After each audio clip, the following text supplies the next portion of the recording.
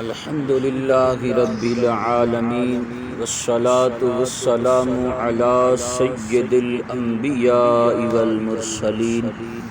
أما بعد فأعوذ بالله من الشيطان الرجيم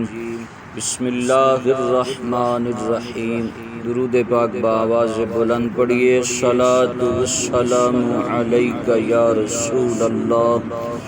وعلى آلك وأصحابك يا حبيب الله الصلاة والسلام عليك يا نبي الله وعلى آلك وأصحابك يا نور الله نویت سنت الاعتکاف فرمان مصطفیٰ صلی اللہ علیہ وآلہ وسلم کا مفہوم ہے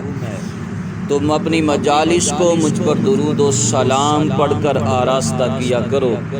تمہارا مجھ پر درود و سلام بھیجنا کل قیامت کے دن تمہارے لیے نور ہوگا۔ صلو علی الحبیب صلی اللہ علی محمد صلاۃ و سلام علیک یا رسول اللہ۔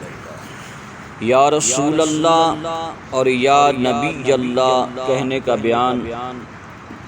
نبیوں کے سرور محبوب رب داور صلی اللہ علیہ وآلہ وسلم کو یا رسول اللہ یا نبی اللہ وغیرہ الفاظ و القاب کے ساتھ نزدیک و دور سے پکارنا بالکل جائز ہے، شرک نہیں۔ قرآن کریم میں بہت سے مقامات پر اللہ پاک نے حضور صلی اللہ علیہ وآلہ وسلم کو ندا فرمائی، یا ایھا النبی یا ایھا الرسول یا ایھا المزمل یا ایھا المدثر